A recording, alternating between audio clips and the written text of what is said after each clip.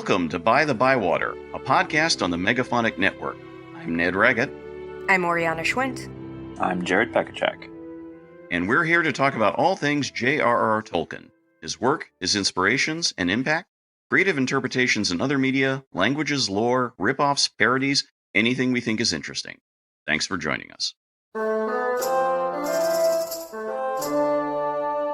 Hello and welcome to the 41st episode of By-The-Bywater. It is great to be back with you all.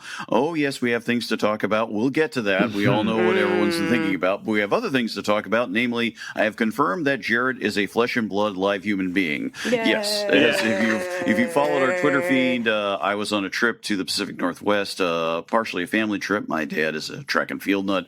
Want to see the World Athletics Championships in Eugene, Oregon. Great time. I did the first half with him. My sister to the second half. I then took it upon myself to just have a separate little extra trip to go see family and friends in Portland and in Seattle, which meant I was in Seattle, which meant I was able to meet Jared. So having met Oriana now a couple of times, I've now met Jared. Now we just need the two of them to meet and the circle will be complete. So, Someday all three of us, but yes. We'll see. and as Jared said, is like, and he was right. It's nice to realize that the person you have been working with all this time is not just some person flat on a screen. Someone who has actual depth and presence. Now, mass and volume and all that. But truly grand, and who knows, maybe one day our long-threatened live episode recording in one place will finally happen. That would be a dream. We even kind of know where it might be. Portland under the trees in a beer garden, which sounds frankly ideal. Something like that. Now, you see, Jared and I had the good times because, as you might have heard, right now Oriana has the bad times. It happened. It happened to me. It could happen to you. I got COVID through no fault of my own. My husband's garbage company made them all fly across the country and in some cases across the world. People were coming from Europe to do a conference, and literally half the people in attendance got COVID. It was a lovely little super spreader event just in time for my birthday, which was July 19th. Happy birthday. Happy birthday. We've all been right to try and avoid this for 2.5 years. It's not exactly the sickest I've ever been. It definitely isn't. So thank God for vaccines. Get yourselves boosted. And also, if you do test positive, immediately get yourself some of the antiviral medications that are available because they help. I wasn't able to get them because my symptoms were mild for 5.5 days. And you need to start taking them before you've had symptoms for 5 days. So let me be a lesson to everyone else out there. Anyway, it's rough. Yeah. So I will say that I kept as cautious as I could. I was regularly testing myself. So far, fine, all the way through here. And I will see what one final PCR test is like the other day. But I got to say, the one guy on the train I was sitting next to the other day, who, when I took my noise-canceling headphones off, realized had been coughing for the past 3 hours. I was like, well, at least I was wearing my N95 the whole time. So, I encourage that for you all, because this is the wonderful world we live in. Yeah, mask up, guys. Yeah. There's a Tolkien connection. Remember, there are plagues in Middle Earth, so don't add to them. Oh my gosh. Yeah. So anyway, we're going to make this. We're going to barrel through this as not as quickly as we can, but as hopefully peacefully as we can, so that way Oriana doesn't fall over and die. I shouldn't joke. I'm definitely at the tail end. The risk of death has passed for sure. So okay, hooray for that. Okay, well, let's just plunge into a good old-fashioned, well, some would call it a hate fest, but let's call it reasoned analysis, because because man, is it ever time for the news, and we have thoughts. So Jared, please, again, take it away. Yeah, we'll call it rigorous analysis. Very good.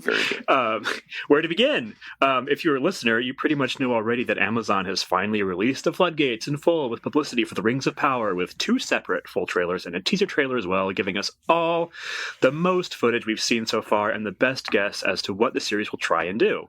A tie-in story placed in Entertainment Weekly gave us the first full reveal of who the main Númenórean roles are being played by, as well as the characters in the first place, including at least a few who have been specifically created for the series series. There was also a massive presentation at San Diego Comic-Con where, besides showcasing the final trailer, they also revealed that while Howard Shore has made an overall theme for the series, the general series soundtrack will be done by Bear McCreary, well known for his many soundtracks in the SF and fantasy realm and elsewhere. We'll be talking about all that more in a bit, but we would also like to note that unionized staff at HarperCollins, who published Tolkien as well as many other authors, are currently on strike for a better contract. We'll throw a link into their Twitter account and maybe ask you to consider borrowing copies rather than buying for the moment. For the moment, Union. Yeah, try not to break the digital picket lines, if you will, and all that. We realize it might not be entirely possible. HarperCollins are huge, and people do what they do. If you've got textbooks to buy or something like, yeah, and you don't necessarily know all the subsidiaries or whatever, like yes, and all that. So support to them, and we deserve that partially because we all want to get our own copies of Fallen Numenor Klim later in the year. Right. So we'd like to do that while knowing we're giving you guys more money in turn with hopefully a new contract. So cross fingers. So best of them all. But yes, so now we know a lot more about the Rings of Power. We don't know everything, but we know a lot more. Well, I feel like I know less, honestly. Yeah. Let me back up here. Let me try and sort of put this out here because people have been listening to us going for months here. Here's the thing I think you should know about. We're not here to just simply go like, it sucks and I hate it flat out without thinking about it. We're always trying to hope for the best for this thing for fairly obvious reasons. We want it. We do want this to be good. We want to give this thing some benefit of the doubt. And there are certain things about it that we have always liked and enjoyed from what we know about it. But as time goes on, we all. I'm not going to speak for all three of us, but my expectations levels keep oscillating wildly. It's kind of what it comes down to. Yeah. For me, the major failure of these trailers and teasers that we've been seeing is the lack of relationship information. For me, the biggest difference between television and film is the depths of the relationships that we get to see. For me, as a TV writer, I live in the space between the characters, and we don't get a sense of any of that from these trailers. I think the deepest we get is Elrond and Galadriel kind of being at odds over whether or not bad stuff will ever happen again. That's not. No, that's not personal enough for me. That's not like, it's a bunch of like kind of action-y stuff and foreboding. And some really beautiful shots. But But I have no idea why I'm supposed to care about who these people are and how they relate to one another. And I think that's the biggest failure. It feels very inside baseball in a way where it's like the Jackson movies had to market themselves to the world. And so they were like, it's the ring, it's going to destroy civilization or whatever if we don't get rid of it, that kind of thing. But these movies, or this show, these movies, oh my God, like this thing, whatever it is, it feels more like they're going, oh, you want lore? Here's the lore that you've been waiting for your entire lives. And that's not inherently gripping storytelling or gripping marketing. Marketing is storytelling, I guess. It's just like, you get to see Numenor finally, but like, how many people really care what Numenor is? That is, I keep talking about how we should have a normie corner at one point because my husband is like a relative normie, loves the Peter Jackson films, has read the books, I think like once, and is like a fan in that way. But he was watching, I kept feeding him these trailers and being like, okay, tell me what you think of these. And he was like, who are these people? He didn't know that Elrond was that was Elrond, and B, that it was an elf. He was like, who is this guy? What is his deal? What are any of these people's deals? They want you to have been following the marketing to get the trailer. And I think personally find that very annoying, but like, why should you have to be as invested in the marketing campaign as some podcasters are in order to understand the trailer? I don't. Sort of piecing it off here. Let's lay it a little on the line too, a bit about what we saw with all three of them. So first there was I will discount the teasers to the teasers. That's ridiculous. I'm just talking about the main three we got. There was the first one, which was a standalone one, which basically is the closest thing we do get to a sense of of everybody noticing something happening at once, namely the fireball that's landing in Middle Earth and things like this, which is actually, nicely done in that regard. That's a good visual. Sure. Yeah. It gave a sense of, okay, here's a scope and here's an event and here's something happening, which good in a way. Yeah. So, and you also got a weird sense, maybe weirdly, but I think accurately, about how in a technologically tied together society, people in far distant things will look at the same thing and just simply not know what to expect, not know what it is, interpret it in their own way. Kind of nice. Then we got the first trailer, which is the first one, which was the one which was released around the time of the Númenórean article. So we basically had the first sense of, okay, here are your Númenóreans at last, and it was, how can I put this? I'm hoping they're not turning. I'm hoping they're not turning Armanelos and Romena in Númenor into just King's Landing. But there's a bit of that element there. But there were certainly some lovely elements too. And as we had the odd little awkward, Galadriel and Elrond conversation where she restates that you haven't seen what I've seen. Let me tell you twice. And also he's the young guy. You'd think he'd know that. He was there for all the stuff she's talking about. Yeah. He's not that young. And then we got the big splashy trailer, which is the one that was released the other day with Comic-Con. And that's the one where they really amped up, trying to go for the epic feels, but they're also trying to sort of show us more of what the bad guys are, however defined. Yeah. And that led to the hilarious thing, which, again, as so far has actually not been confirmed. The idea that the Eminem dirtbag guy was in fact Sauron. This does not appear to be the case, we should note. That has been absolutely confirmed by nobody. It seems to be the guess, given another shot in the trailer, that this is more like almost like a Sauron cultist or something, which is actually a good idea, because that is canonical. The idea that Sauron basically turns himself into the god and gets people following him. So there's something to maybe be dealt with there. Who knows? The people saying the claims being is that Sauron is like, please, that's not Anatar, Lord of Gifts, presenting a fair face. I hope not. All the memes about this being like, the guy you sort of like keep an eye out for at the 7-Eleven after midnight or things like that were a little more accurate, let's say. So, well, I want to say Deadline said that this is actually like, I can't remember the actor's name, but it's like a priestess. Like it's okay, yeah. It's so. I don't know if that's true. I haven't researched that, but, It kind of makes sense. I mean, the thing that they've been playing up, and one of the trailers really played it up, and that the stranger, a.k.a. Fireball person, who lands with our fake hobbits, or wherever it goes. Diet hobbits. Yeah, there's this big impact of a landing, and clearly the landing is sort of like, oh, look, an eye, which is kind of like, how does this even work?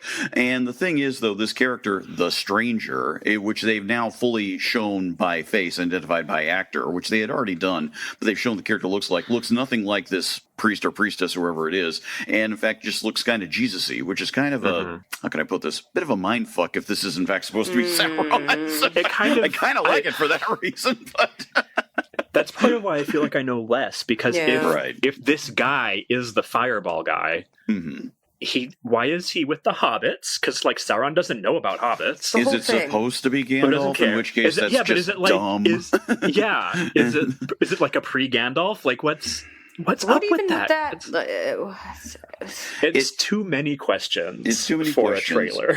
And here's the thing too. We haven't by no means have we looked at every last interview or everything being done. God, no. With the showrunners in particular, but they're out there and they're making comments, and more's the pity. They're saying the right things in terms of they're saying the same things over and over again. They're saying the same things. And here's the key thing that I am cautious about.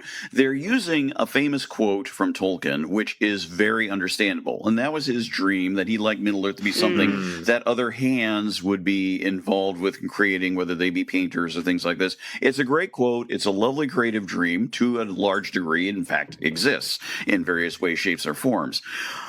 But the thing is, I think they are sometimes using that. It feels like it's almost becoming an excuse. Now that sounds harsh. It's a cover your ass kind of. Yeah. I'm not trying to make that as harsh as it's trying to be, but you got to be cautious when you play that card, because you really do. It becomes a get out of jail free card rather than we'd like to add something to what was already there. And here's the thing.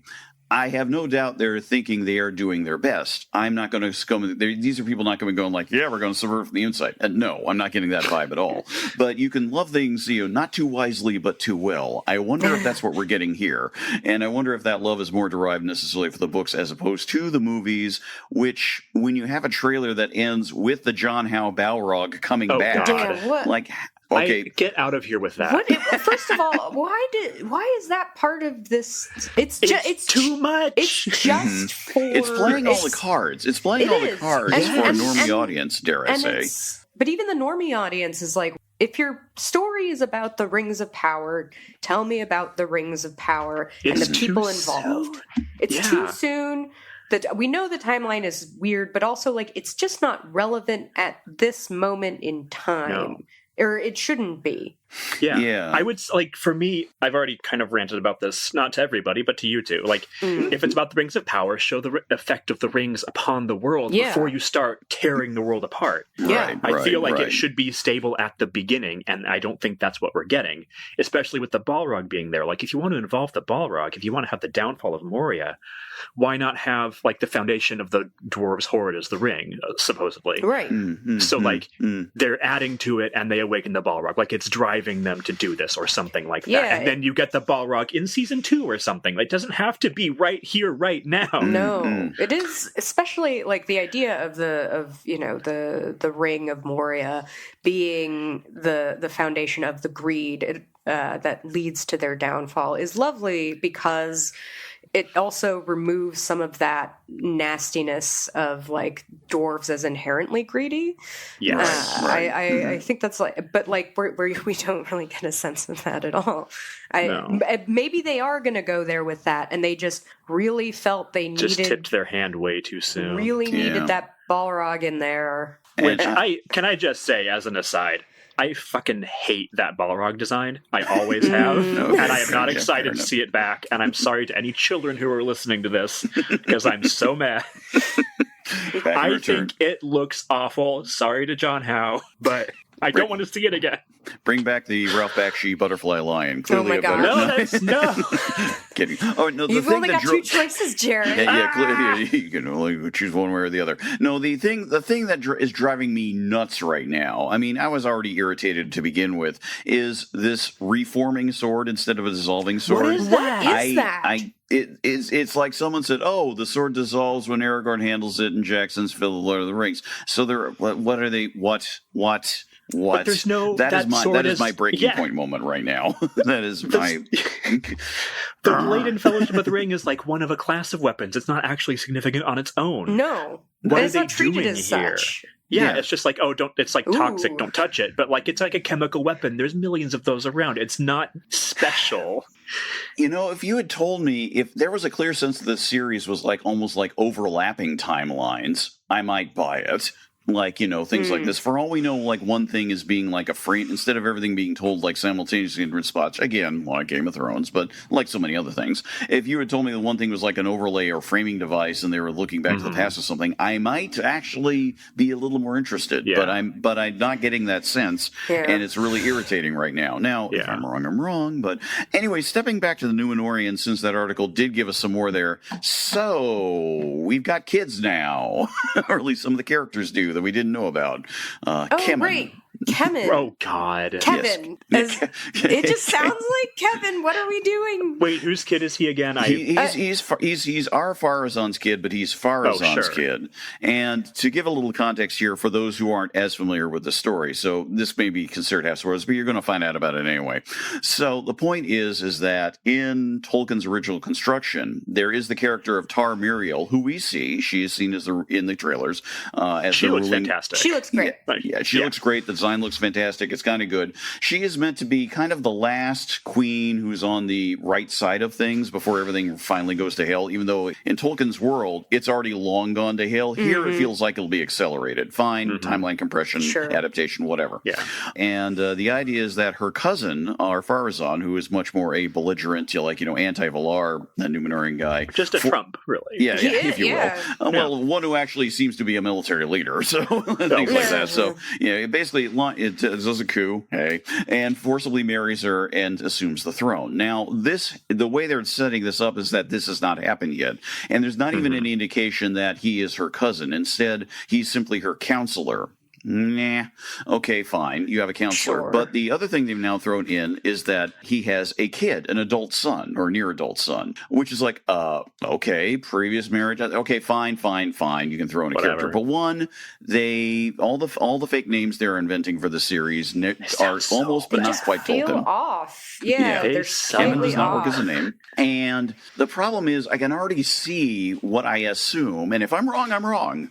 But I can already see what I assume what the end game here is that this guy dies early. Ar-Pharazôn famously is obsessed with death and things like this, and this becomes the obvious sort of like, I mourn my lost son, I'm going to fall to the bad because there's a way to, like, eternal life and things. And it's one of those things like, I saw this before, and I'm not, and what, Ar-Pharazôn's going to kneel to the Emperor and pledge his service so that we can give you the life. I mean, we've been down this road recently, shall we say, in other franchises. Very recently. And, the thing is, Ar-Pharazôn doesn't need this extra level of boost. I mean, what Ariana was just saying, the relationship between characters. Arguably, there's a relationship. There's a space. Who knows? One can invent. Fine.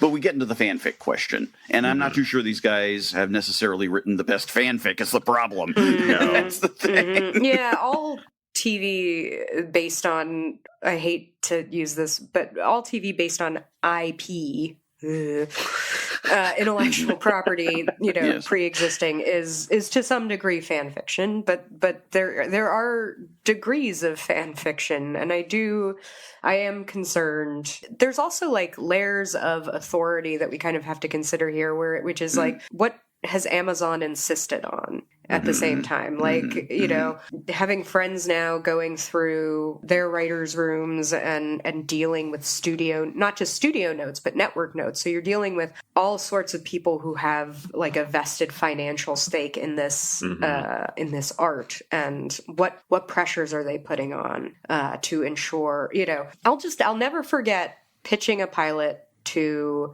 some studio executives. It involves sort of the Irish fairies in a very sort of old classical sense. It involves like the fairies taking a baby. And the studio execs were like, but why? And I was like, because that's what they do. That's just like, that's the bedrock of fairy. Like do they need a motivation? They're fairy. They needed they were like, well, what if the baby is the daughter of one of the and I was like, oh, Jesus Christ. All right, this isn't going to work.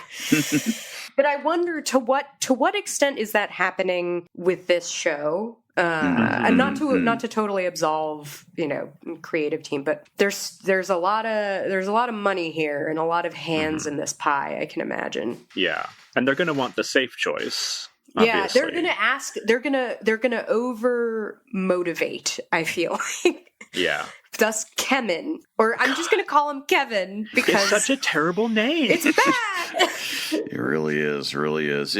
That's the thing. We have enough names of characters in Adunaic, the language of Numenor, which is different from Elvish, and intentionally so. We have enough names to sort of get things that would feel more like it, but it doesn't you have the sound system of Adunaic. And it doesn't seem to land here. Now, okay, we need to move on because there's an actual episode and things like this, and we'll all find out about this soon enough. This is great for me because I'm the one leading the discussion. And there we are. True enough. So let's see. We'll talk around you. But I'll just say I think I can speak for all three of us. Let's say we're wrong. I hope we're wrong. Turns out they absolutely nailed it, and it turns out the trailers were what they had to do to get people interested in it. It seemed incoherent, but it turns out to land well and is much better than anyone would have guessed. Fine. Fantastic. Great. We're not complaining. I will happily eat all that crow, dead or alive. But but at this point, going into it, I'm deeply hesitant. I will watch it. I'm geared up to see it. I can't wait to see it. But part of me is going to be like, I'm waiting for the other shoe to drop, and I shouldn't be going in with that feeling. That's a real pity to have to say that, but that's where it's coming from for me. I hope to be wrong. So let's see. We all do. So, but yes, we need to move on so that way Oriana talking. Yeah, so we get Oriana talking quickly so that you can then just rest for the rest of the day. So it is time for the main topic. It is a perfectly fine topic to do some other venting or wondering about. And so, Oriana, do please begin. Yeah, excuse the relative brevity of this intro. I was writing it while I had 101 degree fever, so Legolas. He's a little shit, isn't he? Okay, we all know who Legolas is. Yeah, my hot take is that Legolas is just a little shit. Again, apologies to the children listening, but you have to learn sometime. But, okay, so let's go through the history of Legolas as we know it, just as kind of a person. He's born to Thranduil, son of Orifer. We don't know exactly when. The Peter Jackson films say it was more or less at the beginning of the Third Age, which makes him just under 3,000 years old. And despite ruling over a population of Sylvan elves in Mirkwood, Thranduil and Legolas are Sindarin elves because Orifer was one of the elves of Doriath. So that's kind of like the basic background of Legolas. The character himself, though, is kind of a retcon. He's Thranduil's son, but no one in The Hobbit mentions him because he didn't exist yet. His place in the Fellowship was initially taken by Glorfindel, which kind of makes sense if you think about it. Glorfindel is the elf that helps Frodo and company escape from the Ringwraiths just before getting to Rivendell. Tolkien kind of realized, though, that there was a problem with having an elf that is that outwardly powerful in the Fellowship, which is, he's going to overshadow Aragorn, basically, and it becomes kind of the Miss Marvel, or not Miss Marvel, Captain Marvel. There's too many. It becomes there's too many. One of those. I hear Miss Marvel is a good show, but anyway. Glorfindel would probably become sort of the Captain Marvel of the Fellowship, in which they just kind of solve every problem. So along comes Legolas Greenleaf, son of Thranduil, who's an elf, but also kind of a bumpkin at the same time, given that, he's more or less spent his whole life in Mirkwood. In the books, he's kind of a cipher. He's good with horses. He has some, he knows some lore, and he's a good foil to the physical failings of others. He, famously running on top of the snowpack while everyone else is trundling through, and he kind of, at some points, and this is pure editorializing on my part, but he feels like a theater kid in a lot of ways. A lot of elves do. Right, yeah. Truly. He theatrically refuses to translate the lament for Gandalf in Lothlorien, which is such an extra moment. Yeah, for me the grief is still too near. Oh my god. But it is in Lothlorien that actually his friendship with Gimli, which we talked much more about in our episode about friendship, that's kind of where he really shines for me. In terms of adaptation, which Jared has lots of thoughts on. And I'm excited to get to those. Legolas is still kind of a cipher, but he has, I guess, he's a little more belligerent. He's immediately starting crap at the Council of Elrond as Aragorn's hype man, but he kind of mostly serves as an early warning system for bad stuff. And as the movies go on, as kind of a living weapon, which is, in my opinion, a bummer that theoretically our deepest connection to an elf in the movies is as a violence delivery system. Right. So we aren't going to discuss Legolas in the Hobbit movies because I like everything has been. What is that? Do they exist? And also, things were going so poorly for me the last couple weeks that I couldn't bear to watch them in addition to dealing with all this. But I did see an interesting observation on Tumblr. Hey, it has them. Tumblr has them. Sometimes there's interesting stuff. I saw this observation that if Tolkien had the opportunity, he probably would have inserted Legolas into The Hobbit, given the modifications he already made, regarding Gollum and Bilbo's meeting. So, okay, we've got questions for the group now. Did either of you care about Legolas at all in your first sort of forays into Middle Earth? What did you think about this guy, this like little jerk who runs off to go see where the sun is and leaves everyone else to do the hard work? Well, when you put it like that, so that's a good question. As with so much else involving Lord of the Rings, you're thinking back to the first time I read it. It's hard. It's hard because I'm caught up with the sweep of the story first and foremost. Having said that, as rereads and the characters continue to sink in. I don't want to say I identify with the guy. I don't, but there is a certain aspirational aspect to his life. Yeah. Yeah, so that's there, and it's not just the hair. Saying as I toss my locks. Oriana's brought up a very good point that I hadn't really thought about before. The essential cipherness is there, and yet the moments of flash can be interesting. It is something that the Jackson movies have sort of imposed something on top of that, but there's something I want to get back to with that in a bit. But for my mind, some of the strongest moments in the books are when are certain just individual touches. Yes, famously walking on the snow and being sassy about going to find the sun, which frankly I liked. But it's great. It's great. It's just so petty. It's sort of like, if I could do that, I would do that too. It's the funniest moment. It's so funny. Yeah, indeed. But the other thing that leaps out at me is something that was never filmed, and I don't know if it was ever intended to be, and that is the moment where it's from Frodo's point of view, talking about looking up at Legolas sort of standing against the starlight on the banks of the Anduin, and then the first time we see a winged Nazgûl approach, although they don't know it is a winged Nazgûl at the time. And like Legolas is just sort of seeing that, and he does a bit of, violence delivery, but in this case it's more sort of like, whatever this is, those orcs on the other side of the stream or river are pretty happy, and it's not looking good for us. So he takes it out with an arrow, and it's this wonderfully mysterious, strange sequence. We were like going like, what was that? And all that. Legolas comes off as this sort of like, I'm here to do a job and I will do it. And things like this. He doesn't add any of the flowery language. He just reacts. It's almost something instinctual. There are other things that could leap out of me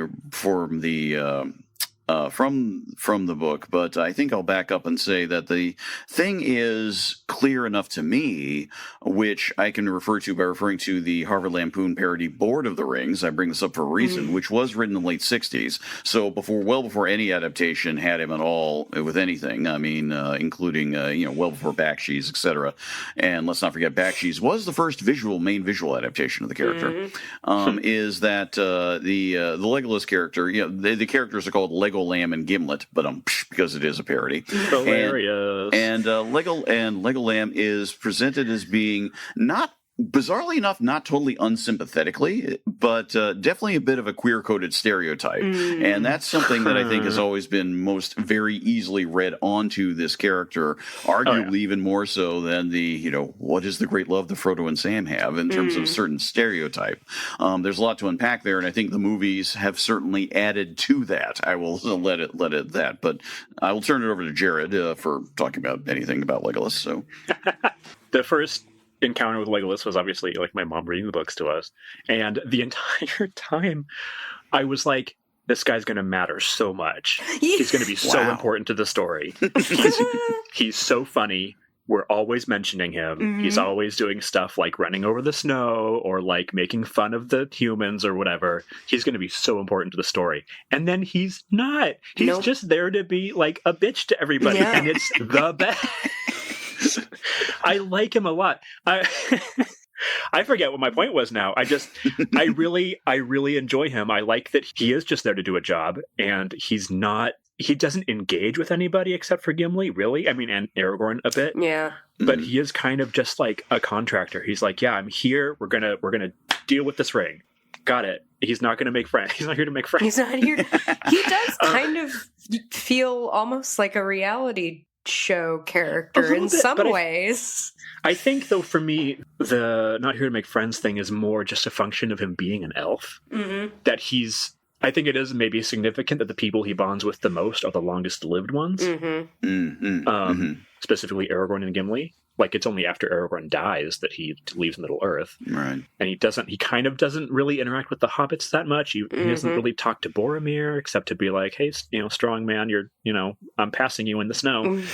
So he comes across as fairly alien in ways that I think are interesting, and not if he's a cipher, it's because that's how an elf looks. Like the hobbits who are writing the story are like, what was his deal? We have no idea. What is he thinking? What is he thinking? What is behind those elf eyes? Yeah. Not much. I do actually wonder, because he does, like, his background is actually interesting to me. Do we think at any point he is overcompensating for sort of living, can we say slumming it amongst the Sylvan elves? Well, it sounds like he and Thranduil, or I don't know at what point he's born, because you don't really know, it's never said. From the lore, especially the nature of Middle-earth, they, as it were, they go native. Like, they identify with the Sylvan elves. They basically stop being Sindarin. So it's a weird situation for him. And yeah, maybe he is like, I'm cool, guys, I swear, I'm cool. Yeah. Well, this is what makes the sequence when they hit Lorien so interesting, because we actually do get more of a perspective on the character almost secondarily through what we see. I mean, among other things, that's where we have, in the same way that Gimli has this big poetry moment, which is in Moria, shortly thereafter, we have Legolas' own big poetry moment in terms of lore with the story of Nimrodel.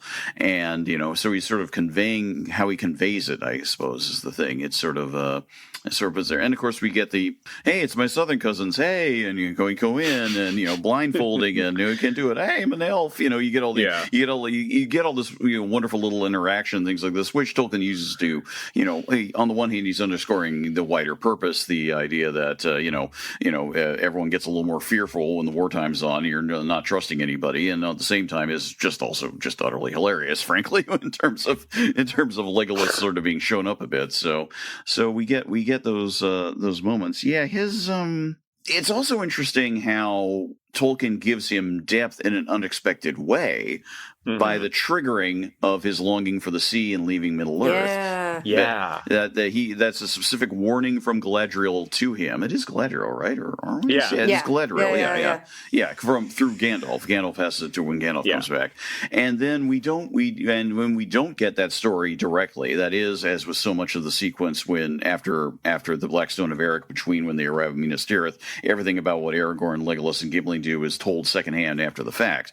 And we have Legolas sort of telling the moments and pretty much just confessing that when he heard the seagulls, something changed, something big. Something has been awakened. Yeah, and I actually like that idea. It's sort of like what happens when somebody who's been on a continuum theoretically for hundreds, maybe thousands of years, all of a sudden has that something profound happen to him, what it does. And at the same time, though, as you've all been saying, rightly, he's not the central character. It is something that is not human or dwarvish or anything like that. We can't really see it. It's sort of like, okay, it's a different sort of feeling. Yeah, he can wait for centuries, literally, before he actually takes to the sea, but he's just like, when it happens, he's like, okay, it's over. But over for an elf is different from over for a human or a dwarf. So, that part, I remember the first time going through Lord of the Rings and getting to that part where Gandalf is like, here's Galadriel's prophecy or whatever, and Legolas is like, cool. And then later talking to the hobbits in Minas Tirith and being like, oh, no, that came true, and... and now I guess ruined. I'm leaving. Yeah. Now I have to leave. Like his weird kind of bittersweet acceptance of it, which it's not made much of, but it's very clear that he's just like, this is happening. I don't necessarily want it to, but it's going to. It was such a weird moment. I don't know. Obviously this was a long time ago, so I don't know if I can really describe what I was feeling then, but it was just really strange for this novel, especially. It is a really good encapsulation, I think, of how elves interact with the world versus men, because a man would have fought against his fate, I think, and whereas Legolas just accepts it because he knows that that's just how it has to be. Fought against it, or just gone immediately, been like, I've got to go, or maybe like right something after, very impulsive, and after the War of the Ring is over or something, he's like, I'm gone, but Legolas is like, I've got time. I'm gonna make sure my friend Gonna comes hang out with me. my boyfriend, go to the caves, take him to the forest. Oh, it's like a little And then we honeymoon can go. almost. It's a little honeymoon, yeah. Oh, Yeah, it's sweet. I mean, the whole, as Oriana mentioned, the Legolas and Gimli friendship we talked about in our friendship episode, but just to sort of go back to it again, one of the more, again, sort of quiet moments that happen throughout the book that are just illustrative in their own way, and I like when the detours happen, and that's when Legolas and Gimli are wandering around Minas Tirith. Yeah. And they're just having that conversation, and you just get a sense that there's been a continuing talk going on. But I like the idea because you get Gimli going like, there's good stonework here, it could be improved, and things like that. Yeah. So, and how they sort of view things, and now they talk about things differently. And on the one hand, it's your classic literary device. What are these creatures called humans? Here are two non-human species where the characters speak for them both and all say the same, which is incredibly reductive, of course,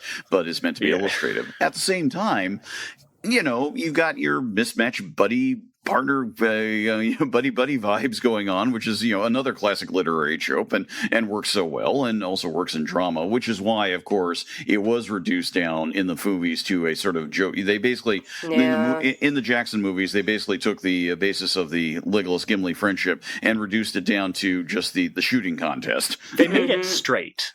They did? Oh, they unqueered it. They removed everything that you could read as queer. When really they should be played as like insta-gay husbands who renovate houses. Maybe, I don't know if so. I'm of maybe a few different minds about this. Maybe not that much. Maybe not that much. Where the fantasy genre maybe needs healthy models of queer relationships and all that, but also part of the fascination of their relationship is how multifaceted it is. It isn't necessarily friendship, but it also isn't necessarily love. And I think the ambiguity is what makes it so interesting. And the movies stripped out all of the ambiguity. I mean, they kept it with Frodo and Sam. That's fine. But it could have been a much more powerful statement to keep it in with people who are so different as Legolas and Gimli. Yeah.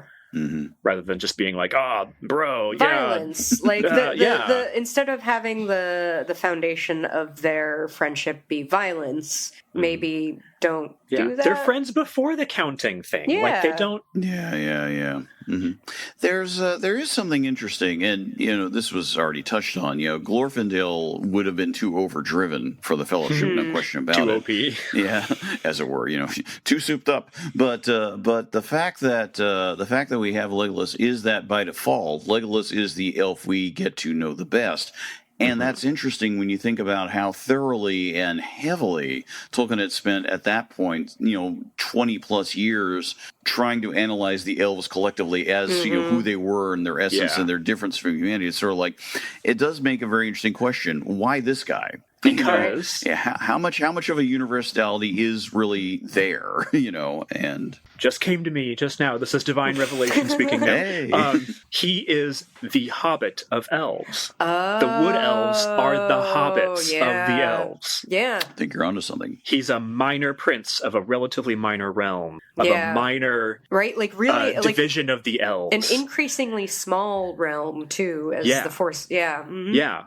The kingdom of Mirkwood is shrinking. It's beset on all sides. It barely matters to anybody. Especially given that our only real portrait of the elven kingdom of Mirkwood is from The Hobbit, where it's kind of a joke. Yeah, they're kind of like paranoid and whatever. And they get drunk a lot. They get. It's so endearing. He likes his wine. They're like they live underground. They're like hobbits. I think it's consistent with the books tending to pick the more humble members of a given group to showcase. Like Gandalf is the most humble of the wizards. Aragorn is, he's the heir to the throne, but he's not making a big deal out of it in a way that like Boromir would. That's why Boromir has to die. And Gimli's like, he's not a prince. He's just like the son of some guy. Like the representatives of their collective, of the various races are not like, the hidden prince or whatever. It's, I mean, Legolas is, but whatever. He's the unhidden prince. But he's still like really minor. And he clearly doesn't, he's not super invested in being a prince. He wants to be the best archer he can be. He's just a jock. He's not the jock who joins the Glee club. Yeah. Yeah. Wow. Oh, man. Yeah. Well, thank you for the episode title. Yeah. The jock who joins the Glee Club. Sometimes we have to look for it, folks, and sometimes it just is. It's right there. So You can think the day, Quill. Hey, if it helps. So, I mean, we've been sort of back and forth on it. So, Orlando Bloom as Legolas, ultimately, yes or no? Oh, well. So this, I think, not in that hilariously sense. enough. No, well, I think this came up in our first botched recording about the movie, Right, and then didn't quite come up in the second one. Okay. I say no. I mentioned there's like two performances that I'm not on board with in those movies, and he's one of them because he takes a character who is a little bit of a cipher and does nothing. There is nothing behind those eyes. He has no personality except like matinee idol. Like there's nothing going on there. So no. I wonder if that's like Orlando Bloom or is that Peter Jackson's fault? I think it's both. Yeah. Right, because you see Orlando Bloom in other movies, and he's got kind of the same kind of vacant pretty boy thing, and you can make that work. You can't. They make it work in Pirates of the Caribbean, where he just has to be kind of like a himbo there, and that's fine. And I know Legolas is kind of a himbo, but Orlando Bloom is like just compounding the vacancy. Yeah, himbo doesn't mean vacant. Like Brendan Fraser himbos. Brendan Fraser could have been Legolas. Like if That's a vision. Wow. I mean, yeah. Part of it is, part of it may be Orlando. But part of it is definitely they made the character weird mirror image in that, John Rhys Davis's Gimli is made to be sort of the subtextual, commenting on it for the benefit of the audience, going like, yeah, get this type thing. They have to be sort of the self-conscious comic relief to an unseen audience. Such a bad choice. In which, okay, fine, I get it. The flip side is that Legolas is turned into the one who's given to these weird portentous pronouncements, which is just not in the books. That's not the Legolas of the books. He's not happy. He's played like a character in a video game cutscene. Yes. Who is sending you on your way to the next boss or something. There's no in the equivalent scene, of course, where he is walking on the snow. We do get that touch in the movie. We don't get any of it's a different setup that they've done. They've compacted things and they made it more dangerous. I grant this, but there's none of the we don't get that lightness. He's just sort of peering ahead, going ooh, and all that. And then my favorite moment when they sort of when it's just a little too much is the bit in Return of the King where where Pippin's about to look into the Palantir in Return of the King and Ned arrested in the movie. And then Aragorn sort of wanders out, having talked with Eowyn, and he's on the landing or whatever, and there's Legolas, and he walks up next to him in one of the few truly badly composited shots. Frankly, they should have put those two actually together and filmed it there. But hey, reshoots. And they walk up, and Legolas is looking out to the stars and saying things, and he says a couple of lines of there's a thing or a shadow, something along those lines or whatever.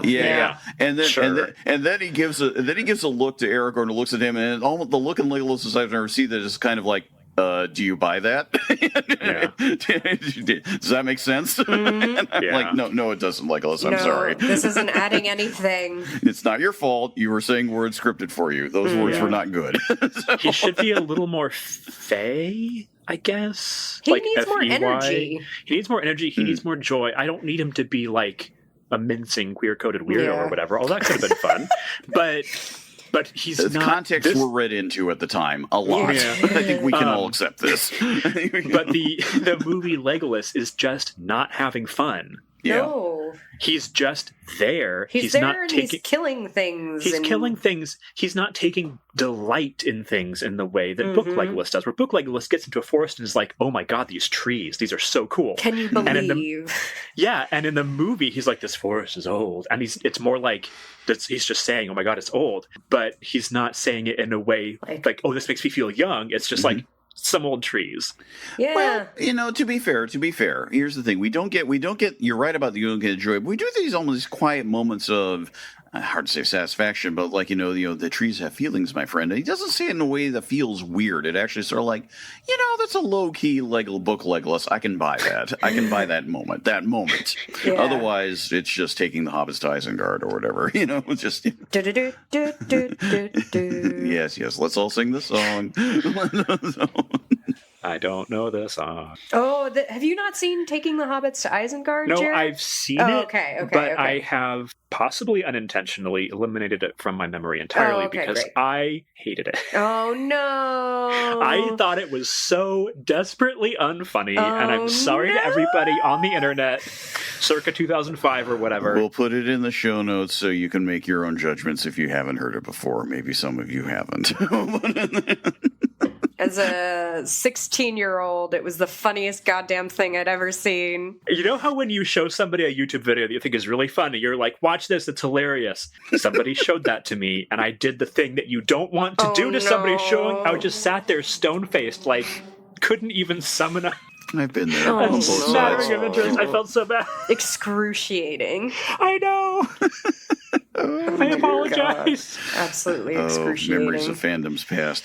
So, we are approaching a time, and again, frankly, Oriana, I'm surprised you've remained this, I don't want to say coherent, but cough-free for so long. I'm really, shout out to Dayquil. Yay!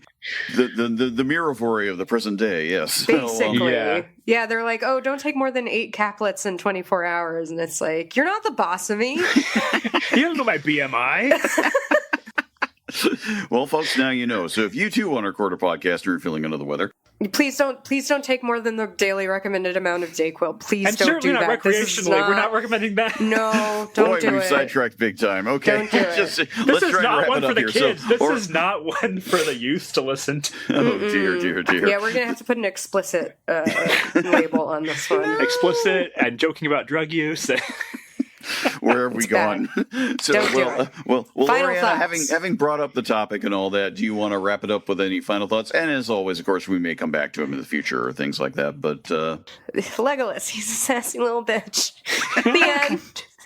Sorry, that's all I got. Sometimes you just got to cut to the chase.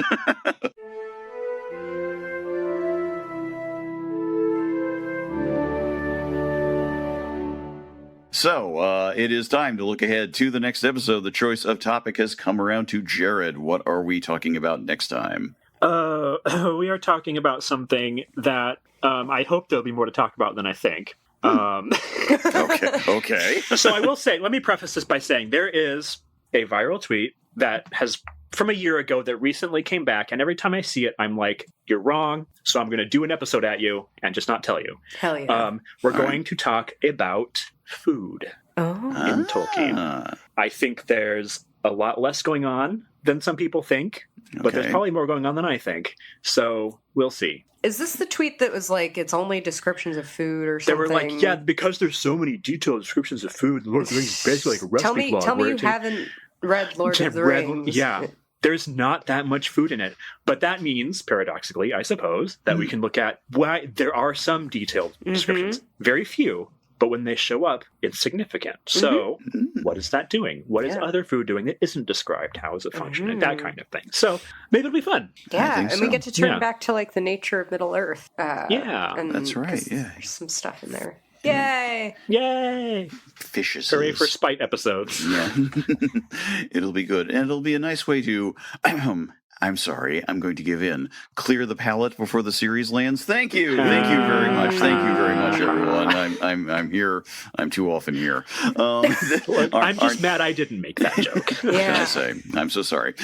We are going to make sure that our next episode will land right before a certain series lands, so that way we can just sort of progress from there. And we have ideas about how we'll be talking about that. But it is coming 5 weeks away, I think, at this point, or something like that. So, it's coming. It's in the trees. So, just get ready. So, all right. Well, we thank you all for listening. Continue to send good thoughts to Oriana so that way she may heal up and feel better. She will appreciate it, I'm sure, as would we, and all that. So, as always, leave us any comments or send us any questions or anything you might like to do. We appreciate it greatly, and we will talk to you in a month's time. Until then, we'll see you.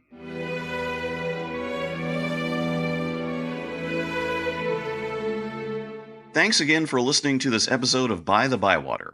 Please subscribe and rate us via your favorite podcast listening options. Episodes and show notes are at megaphonic.fm/bythebywater, all one word. You can also message us through here. Email us at bythebywater@megaphonic.fm or follow us on Twitter at By-The-Bywater. You can also follow us individually on Twitter and ask questions there. I'm at Vandroid Helsing. I'm at Schwinter, SCHWINDTER. And I'm Ned Raggett, 2 G's, 2 T's. By the Bywater is a proud member of Megaphonic Podcast Network. Find all our fancy little shows at megaphonic.fm. We hope you join us again next time. Until then, Namarie.